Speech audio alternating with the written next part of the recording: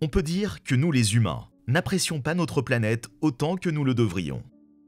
Il est incroyablement important de comprendre à quel point la Terre est précieuse. Les scientifiques ont été incapables de trouver une autre planète comme la nôtre, même après des décennies de recherche. Si la vie sur notre planète prospère dans des endroits inattendus, on ne la trouve nulle part ailleurs dans l'univers. Il est assez étonnant de constater qu'au cours des 2 dernières décennies, nous avons confirmé la détection de plus de 4000 exoplanètes en orbite autour d'autres étoiles.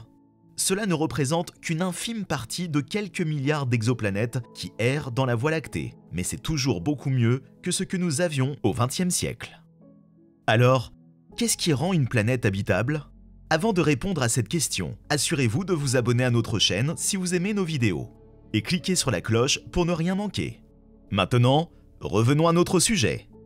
D'abord, nous devons être clairs sur ce que nous entendons par « habitable », car certains mondes sauvages de notre système solaire vont bien au-delà de ce que nous considérons comme normal. Après tout, aucune autre planète connue n'est tout à fait comme la Terre. Les autres petites planètes rocheuses de notre système solaire sont soit des terres désolées, soit des trous de l'enfer cauchemardesques. Les géantes gazeuses avec leur atmosphère profonde et écrasante sont exclues. Cela signifie que, dans notre recherche de super-Terre, nous devons trouver des planètes qui ressemblent beaucoup à la nôtre. Il s'agit notamment de se trouver dans la zone habitable d'une étoile, afin de s'assurer que les températures sont idéales et d'avoir une atmosphère relativement épaisse, mais pas trop. Ces planètes doivent également avoir de l'eau liquide en surface, non enfermée sous une croûte gelée ou réduite à l'état de vapeur. Et enfin, elles doivent avoir un champ magnétique pour protéger cette atmosphère et cette eau liquide de l'assaut brutal et constant du vent solaire. Il y a beaucoup d'autres critères qui doivent être réunis pour qu'un monde puisse accueillir la vie. Mais sans ces conditions de base, les chances que quelque chose se développe dans un monde étranger sont plutôt faibles. Les astronomes définissent généralement une super-Terre comme toute planète entre la taille de la Terre et 10 fois plus massive. Les astronomes ont tendance à appeler les planètes plus grandes que celles de Neptune. Mais cette distinction nette dissimule beaucoup de nuances qui sont importantes pour déterminer l'habitabilité. Un objet plus proche de la Terre a plus de chances d'être habitable, car il est vraisemblablement très similaire à la Terre.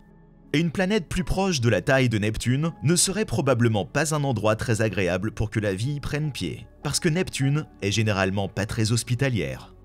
Au fur et à mesure que la masse des planètes augmente, le noyau rocheux est de plus en plus capable de retenir une épaisse atmosphère gazeuse, en raison de sa gravité accrue. Finalement, il y aura tellement d'atmosphère que la planète sera mieux caractérisée comme une géante gazeuse que comme un monde rocheux. Malheureusement, nous aimons avoir une ligne de démarcation claire entre ces 2 extrêmes et les super-terres comblent ce fossé. C'est là que l'orbite compte aussi. Si une planète est trop proche de son étoile mère, quelle que soit sa taille, elle sera rôtie. En fin de compte, une super-terre habitable doit avoir la bonne densité, ce qui signifie qu'elle n'est pas trop rocheuse ou gazeuse. Et même dans ce cas, ce n'est qu'une supposition, car les astronomes ont peu d'informations sur une exoplanète particulière. Comme pour le champ magnétique de toute exoplanète, il s'agit d'une pure spéculation. Cependant, de nouveaux rapports indiquent que la NASA a découvert une super-Terre qui pourrait avoir la capacité d'entretenir la vie. Regardons cela de plus près. Une exoplanète récemment découverte à seulement 200 années-lumière de nous pourrait apporter un nouvel éclairage sur l'un des plus étranges mystères de la science planétaire. Avec un rayon d'environ 1,8 fois celui de la Terre, l'objet nommé TOI 1075b se classe parmi les plus grands exemples d'exoplanètes superterrestres que nous ayons trouvés à ce jour. Il se situe également dans ce que nous appelons l'écart de rayon des petites planètes, un déficit apparent de planètes entre 1,5 et 2 rayons terrestres. Des superterres rocheuses légèrement plus petites ont été trouvées. Il en va de même pour des mondes légèrement plus grands, dotés d'une atmosphère bouffie connue sous le nom de mini-Neptune. Mais entre les deux, c'est une sorte de désert. Cette circonférence supplémentaire n'est pas que de la gonflette, non plus. La masse de TOI 1075b est 9,95 fois celle de la Terre. C'est beaucoup trop pour un monde gazeux. À la densité déduite, l'exoplanète est probablement rocheuse, comme Mercure, la Terre, Mars et Vénus. Cette particularité en fait un candidat idéal pour sonder les théories de formation et d'évolution des planètes. L'écart de rayon des petites planètes n'a été identifié qu'il y a quelques années, en 2017, lorsque nous disposions d'un catalogue d'exoplanètes suffisamment important pour que les scientifiques remarquent une tendance. Pour les exoplanètes situées à une certaine proximité de leur étoile, très peu de mondes ont été trouvés qui chevauchent cet écart. Il existe plusieurs explications possibles à ce phénomène. La principale semble être qu'en dessous d'une certaine taille, une exoplanète n'a tout simplement pas la masse nécessaire pour conserver une atmosphère contre le rayonnement d'évaporation si proche de l'étoile hôte. Selon ce modèle, les exoplanètes situées dans le trou noir devraient donc avoir une atmosphère assez importante, composée principalement d'hydrogène et d'hélium. C'est le cas de TOI 1075b. Elle a été détectée dans les données du télescope de chasse aux exoplanètes de la NASA TESS, qui signifie Transiting Exoplanet Survey Satellite, recherche des creux faibles et réguliers dans la lumière d'autres étoiles, suggérant que ces étoiles sont en orbite autour d'une exoplanète. Les astronomes peuvent également déterminer le rayon de cette exoplanète en raison de la quantité de la lumière de l'étoile qui est atténuée. Les données de TESS suggèrent que l'étoile naine orange TOI 1075 est en orbite autour d'une exoplanète dont le rayon est environ 1,72 fois celui de la Terre et dont la période orbitale est d'environ 14,5 heures. Cela a attiré l'attention de l'astronome Zara Essac du MIT, qui étudie les super-terres chaudes. À ce rayon et à cette proximité, le monde candidat de l'époque répondait aux critères d'un monde à écart de rayon. L'étape suivante pour tenter de comprendre la nature de cette exoplanète a été de la peser. Cela implique de tirer parti d'un effet différent qu'une exoplanète a sur son étoile hôte, la gravité. La majeure partie de la gravité dans une interaction étoile-planète est fournie par l'étoile, mais la planète exerce également une petite poussée gravitationnelle sur l'étoile.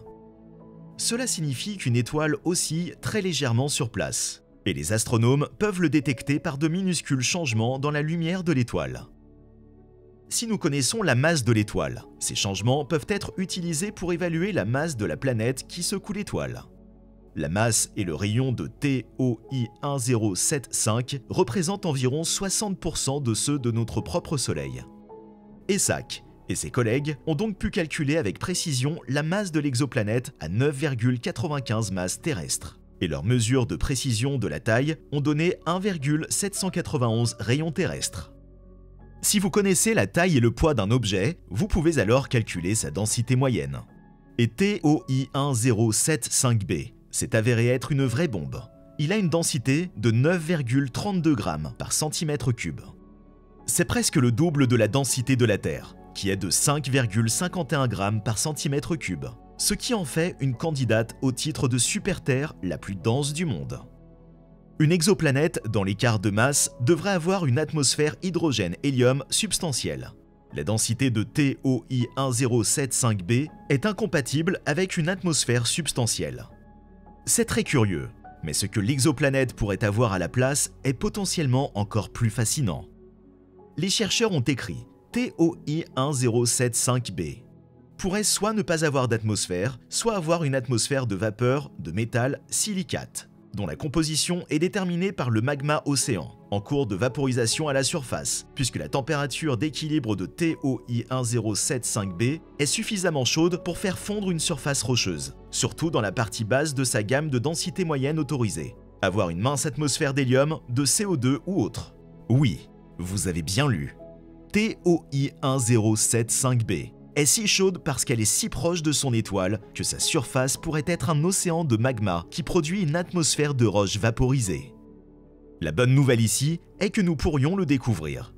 Comme nous l'avons vu récemment, le James Webb Space Telescope est très efficace pour scruter l'atmosphère des exoplanètes. En le pointant sur TOI 1075b, nous devrions savoir si l'atmosphère de cette planète est mince, silicatée ou inexistante. Et cette information pourrait révéler une particularité jusqu'alors inconnue de la formation et de l'évolution des planètes, ainsi que la façon dont les super-terres perdent leur gaz. Dites-nous ce que vous pensez de cette découverte dans les commentaires. J'espère que vous avez aimé cette vidéo. Je vous retrouverai dans la prochaine. Au revoir.